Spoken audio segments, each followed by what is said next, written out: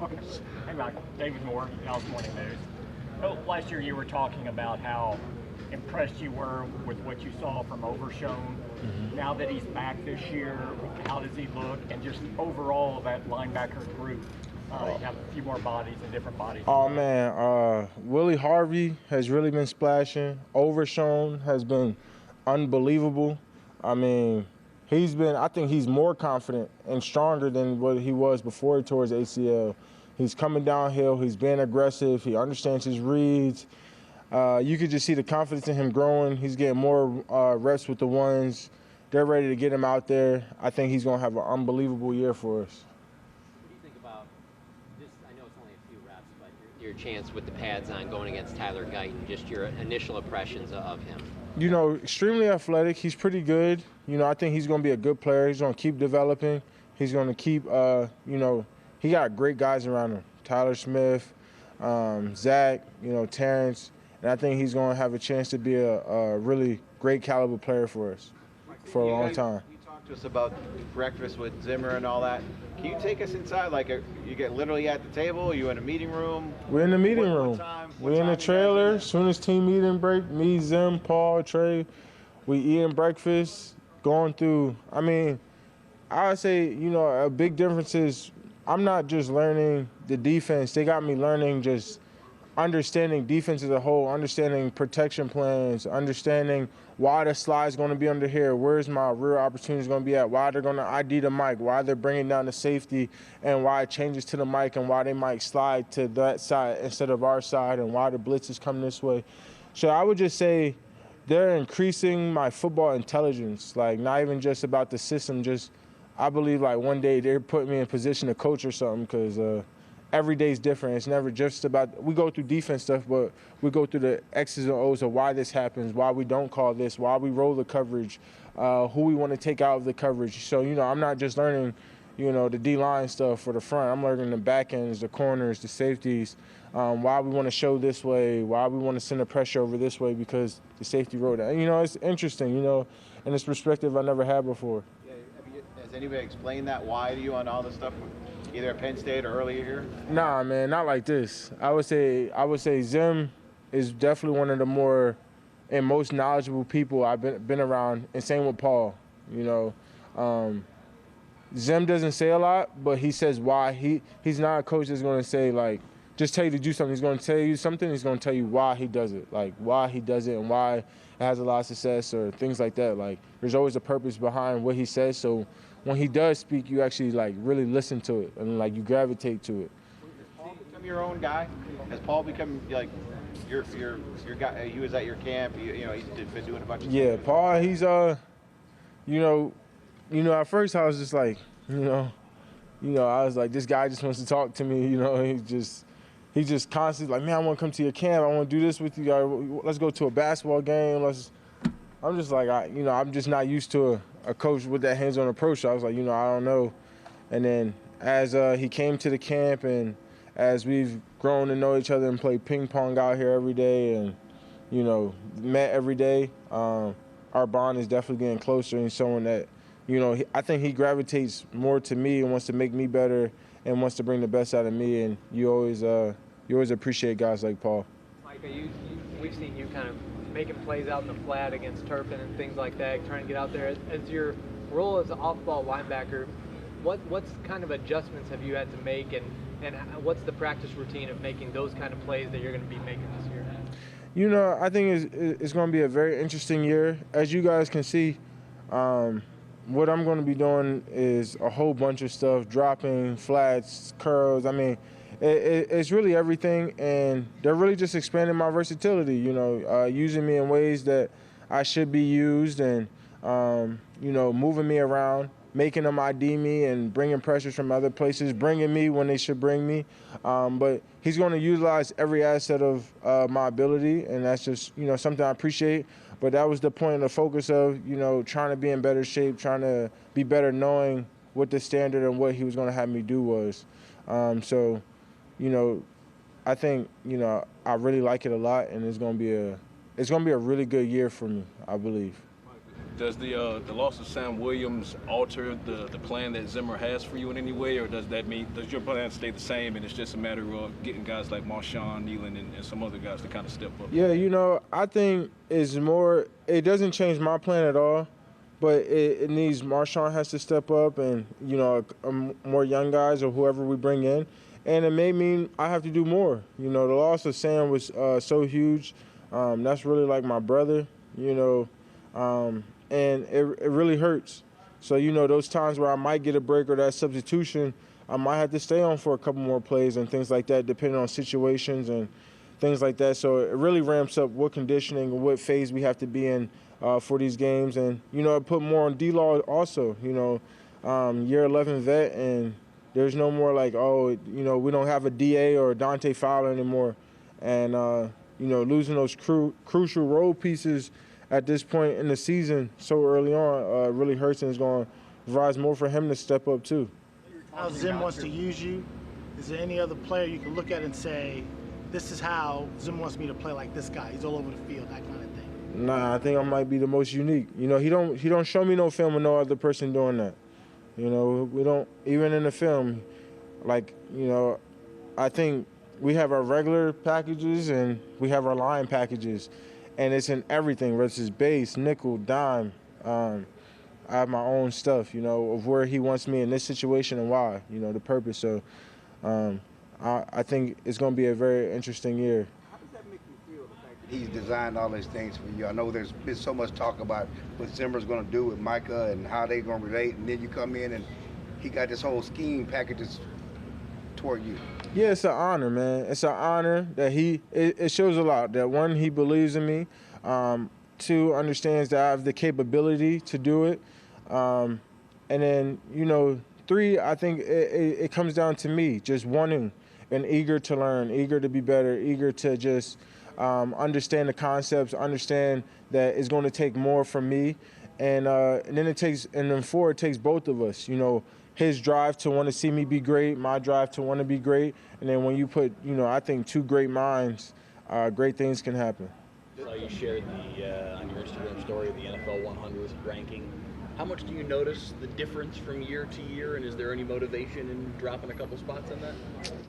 Man, nah, because, I just think life's just about coming back from what you think it can be. Last year in every asset I had a better year, but guys just had better years. I beat everything that I did the previous years. So it's just all about continuing to get better. And it's opinion based on your peers. So that just means I just got to continue to keep getting better and continue doing what I'm doing. I've been a top 20 player every year I've been in the league. Do I think I'm the best player? In my opinion, of course, I always think I'm the best player no matter what I'm doing. I could be against Zhang Li, the ping pong champion. I still think I'm going to beat her to 21. That's just me. That's my confidence of who I believe I am. Now, to your opinion, you guys say I'm going to get dominated by Zhang Li. And you're due to that opinion, and you might be right. But at the end of the day, I just want to go out there and be the best I can be and be the best player I can be every time. Being asked to do more this year, do you think you'll finally get that pick? Oh, I'm definitely due for an interception. It's been a long drought. But, I'm known for getting into the end zone once I touch the ball. So, there's going to be great things that's going to happen after that pick. Where does that confidence stem from for you? I would definitely say, my siblings, man. Just being the youngest of three, everything was just so competitive between all of us. And, they used to always beat on me. And I used to just say, wait till I get bigger. I'm going to come, and I used to just always say these just little things to always keep myself up, I'm going to beat you one day. And it just made me so competitive into everything. It was like if my sister won a basketball game and dropped 20 points, I had to go drop 25 points. If my brother went and tech fought somebody in wrestling, I wanted to go pin somebody, If he came in third, I was always going to win anyway. It wasn't even a question of third. It was just how I was going to win. I remember Spencer Lee, who's, he's been in the wrestling championships, and we were about 8, and he was just so dominant. And I told Spencer, I said, I'm going to still beat you for this MVP because I believe I'm the best wrestler in this tournament. and I went out there and beat him for just MVP of the tournament. It was something simple and it means nothing, but I just wanted to beat him because I knew he was the best caliber. So when it comes to just like sports in general, you just really just got, I say, you're born with it and you just got to be built like that. You got a lot of drive, of course. How coachable are you? I would say I'm probably one of the most coachable players in the world, man. I don't think you can get to where I am today or understand the knowledge I have or, you know, be the best player you can be without being coachable. I always understood that I was going to be coached harder than everyone else. I was going to be different than everyone else because my goals were different than everyone else's. What I wanted was different from everyone else's. And I realized as we grow up that the more you want, the more different you have to be. You know, what them guys can do on a Saturday night before a game or Sunday morning, I can't do. My process is completely different because at the end of the day, my expectations is different. What coach expects from me is different. What my parents expect from me is different. What my kids expect from me is different. You know, some guys just don't live like that. And I believe, you know, to be a champion, you got to live like a champion. And that's just the reality of it. Family, Micah, as you talk about learning all the extra things with the extra sessions, how quickly are you able to apply that on the field? And the reason I ask is young guys talk about when they come into a new system or something, you know, like being able to play without thinking and just being able to react. Are you? Man, I think it's the easiest you can do because, you know, some guys who may be going over the first time, that might be my third time going over it. You know, it could be my second time. So you already got the advantage. So the times you hit the field, there's really no thinking. It's just about performing. And, you know, of course, young guys, you know, I think at this point in my life, I'm not really fazed about the guys that's out here. You know, that kind of brings in a whole different type of pressure and thinking and energy draining of you're worried about, you know, whether it could be someone in front of me, Mike is in front of me, I got to worry about this. And then, you know I don't have no help, so I got to play him this way, you know. And then, you know, it just increased the anxiety, the pressure and things like that. At this point where I'm at, man, I have no pressure. You know, I think I'm blessed to be here.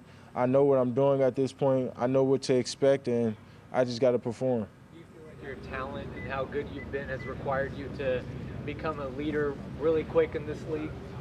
Yeah, but I feel like you don't have to. You can't make someone be something they don't want to be. You know, I realize that in life, like, you can't force someone to be a leader. Can't force your child to be a great student. They got to want that for themselves. So, you know, early on for me is I just wanted to watch. I just wanted to see how guys moved. I wanted to see how, you know, so-called leaders wanted to be leaders. And for me, you know, it came simple to, it was easy to see who was a leader and why they were leaders and why they had long success. The more successful you see someone, the more they're more of a leader because they live like leaders. And, you know, that's who you kind of gravitate to. You know, and as I'm getting into this league, these years and guys are coming in, you know, it's kind of easy when you see guys. I see Zach he's like me, Zach, and, you know, Damone Clark, and maybe some of the first people warming up for practice. As soon as we log up the field, we're warming up. But then I started seeing Zach, and then I see Zach in the early lifting sessions during the season. And it was like he was always early, he was always prompt, he was always intentful. And then you look at his locker, he got like 12 stars in his locker, and I'm like, this is why he has this much success. So, you know, for me now is I just want to be that example, like guys like Zach and Dak and Tyron work for me, for these guys. You talked about your goals being different and kind of looking at things differently. Did you realize that at a young age, and did you accept it right away? Or did you have to come, because a lot of times that means you don't fit in sometimes in some situations, or you don't go out and do things or whatever. Yeah, you really don't fit in, man. I would say, man, in life when you are different, people are going to say you're treated different. You know, they're going to think this guy's treated, he don't treat it, why aren't we treated like that? So I would say in a life like this, and the reason why I didn't accept it is because you're going to have more enemies than friends. And, you know, whether it's teammates, whether it's, you know, online opinion haters, whether it's, you know, whatever it is, in a life where you want to be different, people are always going to be like, man, this guy, or it could be just wearing a star. He gets that because he's wearing a star. He's ranked this high because he has the star. No matter what it is in life, I mean, at some point you got to accept the reality of you got to be who you are. And, you know, at first I probably didn't accept it because I didn't understand why people disliked me or why people would talk bad about me or, things like that, because that's a hard thing to accept, because you're like, man, I never did anything wrong. I never been in trouble. I never been, I never, had any problems with any coach or anything like that. So I don't understand why, someone would dislike me or say those things about me. But, as I got older, everyone's due to opinion, and, people kind of always gravitate to the underdog, and always, even Pat Mahomes, I think people are tired of Pat Mahomes winning. I see people talking bad about Pat Mahomes, like, who cares, man? He's a winner at the end of the day. So I just think that's something with life. You got to learn to accept that. Do you know about what age or what, was there an episode or about what time you came to this, that you were comfortable with this, and this is just what it is, this is my existence?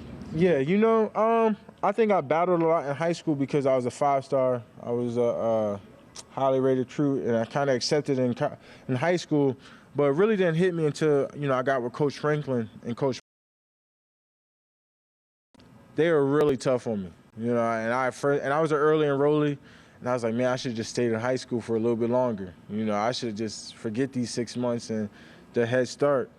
And when I first got there, it was just so hard, and I wasn't prepared for winter workouts.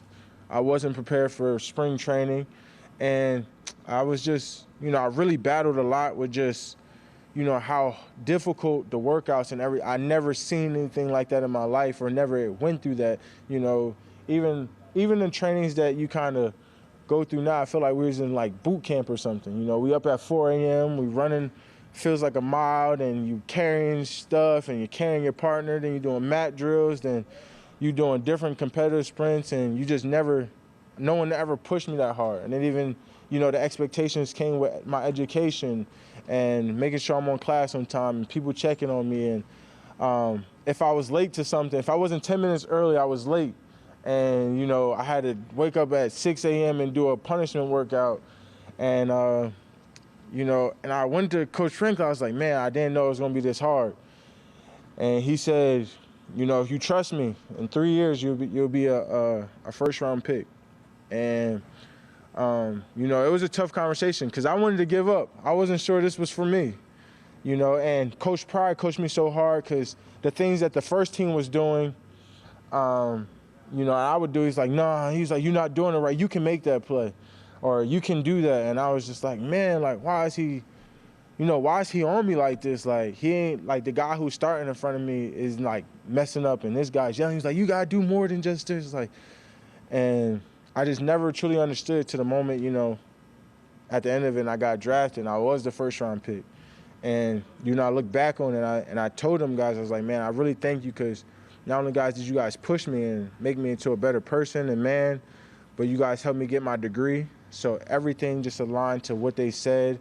It made me who I was. And from then on, I was kind of like, this is like the reality. This is kind of like how I expect coaching. This is how it should be. So when guys like Zim and these guys come around, it's just like, it's nothing haven't been through before. And those are like some of the greatest men I've ever been around. And I still look at them like father figures today. I saw you got to recently go to that Michael Rubin white party. Yeah. Your time with the Dallas Cowboys, who's like the most memorable person that you've met or had an interaction with? Oh, man. Man, the most memorable person, like currently or like old head? Either whatever one stands out to you, the first one that comes to mind. My most memorable, man, I met a bunch of like players and celebs. My most famous like person I love to death, and it's probably been one of my favorite players of all time, is Kevin Durant. And I met LeBron James and all them, but Kevin Durant was just different than everyone else. He accepted that role. He was that 6'10" killer. He was just that, man, the Slim Reaper. Like, I grew up on that. Like, everyone was Kobe, LeBron, and I was like, nah, I'm the Slim Reaper. Like, I got that tattoo on me, like the Grim Reaper. Like, he was like my idol growing up. And when I got to meet him, I was like, dog, you don't understand. Like, you the Slim Reaper, man. Like, I was like, I still give you buckets. And he got mad at me. He was like, yeah, you don't understand. He's like, I'm the best at what I do. I'm the best in the world. You can't stop me. I was like, I love that because I'm like that too. Like, it's like you meeting someone of yourself in another body. And then I would say the next person that I probably met, like that's way older, is probably either Jay-Z or Kevin Hart, because he kept it the realest. Like, they were like real, and like who your friends should be, what you should expect, why my friends are my friends, and why they are on they benefit me. They don't add, they subtract. They're all my business partners. My best friends are people I'm in business with, that I grow life with, that like, I was like, that makes a lot of sense, you know. And I'm not going to give you a 30-minute spiel about everything they told me. And then the next person who I want to meet one day is Denzel Washington. You know, I'm hoping one day he comes back into this training camp. And that's probably like my favorite person on earth is Denzel Washington. Like, if I met him, I'll probably drop to the floor. He's talked a lot about Trayvon this camp. He's talked a lot about you. I know you guys have been friends this entire, but have you noticed you guys have gotten closer, tighter over the course of this offseason? Oh, man, I mean, extremely, man. Me and Trayvon, that's like my right-hand man. We went on vacation together. I mean, we go on brother voyages, work out together. I mean, we just played the game. I think I was there for him, you know, through the good and the bad. And I think as like just friends or just a brother standpoint, I think, you know, and his brother even told me, he was like, yo, Trey really like love you, like, and he don't really love too many people. And I think for him was me, you know, I think Trey's probably the most littest person I know. I never see him like upset. He's just like, I don't care. Like, I love life. He lives life to the fullest. And I envy that, because I'd be like, I don't know how you could live like that. Like, and you know, he's always smiling, man. He's just like, I just envy how lit he is. Like, he really just doesn't care. He plays football and that's it. Like, his life outside of football is just the craziest I ever seen. Like, and to me, like, I'm like, man, how does this guy do it? Like, I was like, yo, you truly amaze me. Like, and I told him, he's like, what do you mean? I was like, I just don't know how you live so great like this. Like, he's like, bro. And I was like, okay. Like, so, you know, I think just him being there at his low when he couldn't be like that. And that was the first time I ever seen him down. And I was just like, you know what? I don't care about nothing. I just want to be here with you. I just want to be here for you. Whether it's just us playing the game, we don't got to do nothing. I mean, we were shooting half-court shots in his living room at this basketball.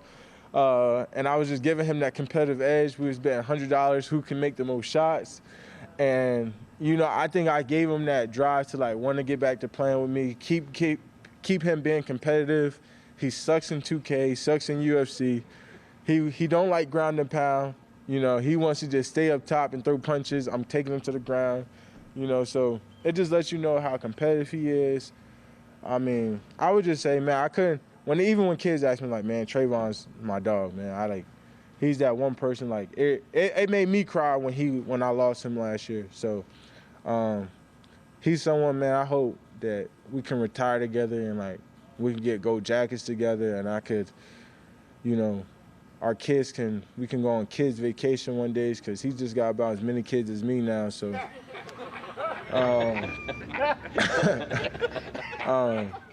So it's gonna be good.